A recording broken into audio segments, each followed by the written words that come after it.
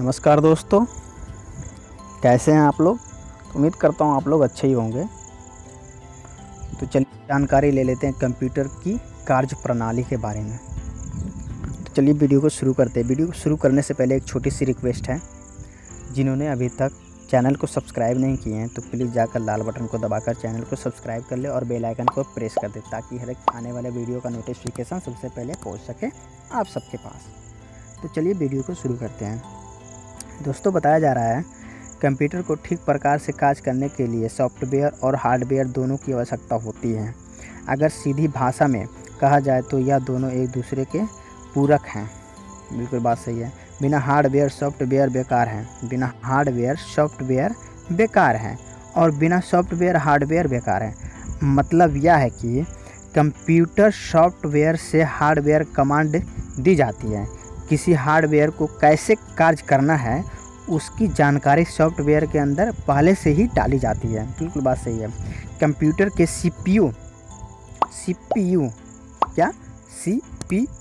CPU से कई प्रकार के हार्डवेयर जुड़े रहते हैं। इन सब के बीच तालमेल बनकर कंप्यूटर को ठीक प्रकार से चलने का काम करता है सिस्टम सॉफ्टवेयर, यानी कि ऑपरेटिंग सिस्टम। तो चलिए चलते हैं। कंप्यूटर के प्रणाली की प्रक्रिया एक चरणबद्ध तरीके से होती है। Input, processing, output. एक नंबर में दिया गया है, इनपुट के लिए आप कीबोर्ड, माउस इत्यादि का इनपुट डिवाइस का प्रयोग करते हैं। साथ ही कंप्यूटर को सॉफ्टवेयर के माध्यम से कमांड या निर्देश देते हैं या डाटा एंटर करते हैं। मतलब कि यह डाटा एंटर करते हैं। 2 नंबर में दिया है, यह इसी प्रकार का दूसरा भाग है। इसमें आपके द्वारा दी गई कमांड या डाटा को प्रोसेस द्वारा सॉफ्टवेयर में उपलब्ध जानकारी और निर्देशों के अनुसार प्रोसेस कराया जाता है। 3 नंबर में है तीसरा और अंतिम भाग, आउटपुट। क्या? तीसरा और अंतिम भाग, आउटपुट। इसमें आपके द्वारा दी गई कमांड के आधार पर प्रोसेस की गई जानकारी का आउटपुट कंप्यूटर द्वारा आपको दिया जाता है, जो आपको आउटपुट डिवाइस द्वारा प्राप्त होता है। तो ये थी हमारी कंप्यूटर की कार्य की प्रणाली। तो आइए आगे बढ़ते हैं। दोस्तों, आगे बताया जा रहा है कंप्यूटर के निम्नलिखित महत्वपूर्ण भाग क्या क्या है। तो इसमें दिया गया है मॉनिटर या एलसीडी। ये तो आप जानते ही होंगे, एलसीडी जो दीवार में चिपका हुआ होता है। और कीबोर्ड, माउस, सीपीयू, यूपीएस पता ही होगा, यूपीएस दिया गया है। इसका प्रयोग कंप्यूटर के सभी प्रोग्राम्स का डिस्प्ले दिखाता है। यह एक आउटपुट डिवाइस है। और कीबोर्ड क्या होता है? इसका प्रयोग कंप्यूटर के टाइपिंग के लिए किया जाता है। यह एक इनपुट डिवाइस है। हम केवल कीबोर्ड के माध्यम से भी कंप्यूटर को ऑपरेट कर सकते हैं। क्या कर सकते हैं? कंप्यूटर को ऑपरेट कर सकते हैं। माउस का क्या काम है? तो आइए चलते हैं, माउस के बारे में जानकारी ले लेते हैं। माउस कंप्यूटर के प्रयोग से सरल बनाता है। माउस कंप्यूटर के प्रयोग को सरल बनाता है। यह एक तरीके से रिमोट डिवाइस होती है और साथ ही इनपुट डिवाइस होती है। तो ये थी माउस के बारे में। तो आइए चलते हैं CPU, central processing unit. CPU का फुल फॉर्म होता है सेंट्रल प्रोसेसिंग यूनिट।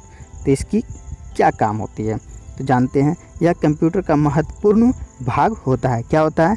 यह कंप्यूटर का महत्वपूर्ण भाग होता है। हमारा सारा डाटा सेव कर रहता है। क्या रहता है? हमारा सारा डाटा सेव रहता है।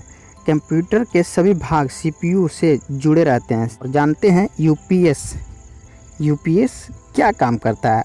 इसका फुल फॉर्म होता है अनट्रिप पावर सप्लाइन। क्या होता है? अनट्रिप पावर सप्लाइन। तो इसका क्या काम होता है तो आइए जान लेते हैं। यह हार्डवेयर या मशीन कंप्यूटर बिजली जाने पर भी बंद होने से रोकती है। यह हार्डवेयर या मशीन कंप्यूटर बिजली जाने पर भी सीधे बंद होने से रोकती है, जिससे हमारा सारा डाटा सुरक्षित रहता है। समझ ही गए होंगे आप लोग। तो आइए बढ़ते हैं आगे। तो दोस्तों, आगे जानेंगे कीबोर्ड के बारे में। कीबोर्ड टाइपर जैसे उपकरण होता है जिसमें कंप्यूटर में सूचनाएं दर्ज करने के लिए बटन दिए गए होते हैं, जिन्हें हम की कहते हैं। क्या कहते हैं? की कहते हैं। तो दोस्तों आगे जानेंगे टाइप राइट कीज क्या होती है। टाइप राइट की क्या होती है? ये कीबोर्ड का मुख्य हिस्सा होता है। क्या होता है? ये कीबोर्ड का मुख्य हिस्सा होता है। यह मुख्यतः टाइपिंग संबंधित कार्य को करने में काम आता है। क्या आता है? कार्य को काम करने में आता है। इन्हीं की से हम किसी भी भाषा में टाइप कर सकते हैं।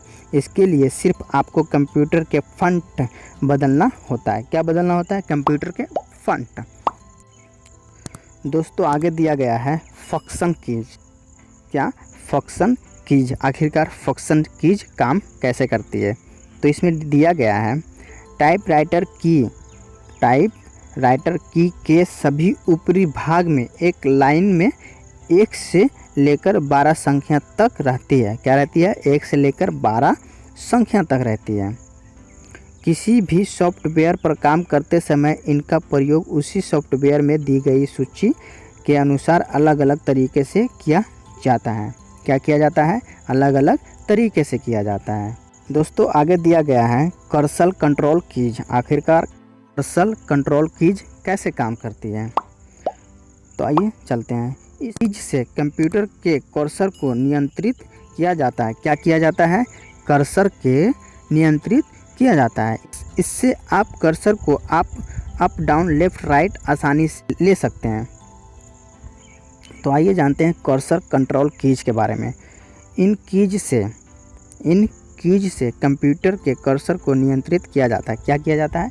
कर्सर को नियंत्रित किया जाता है। इससे आप कर्सर को अप डाउन लेफ्ट राइट आसानी से ले सकते हैं। क्या ले सकते हैं? अप डाउन लेफ्ट राइट आसानी से कर सकते हैं। यह कीबोर्ड पर एरो के निशान से प्रदर्शित करती है। क्या करती है? एरो के निशान से प्रदर्शित करती है। कीबोर्ड पर एरो कीज के ठीक ऊपर कुछ और कर्सर कंट्रोल कीज भी मौजूद रहती है।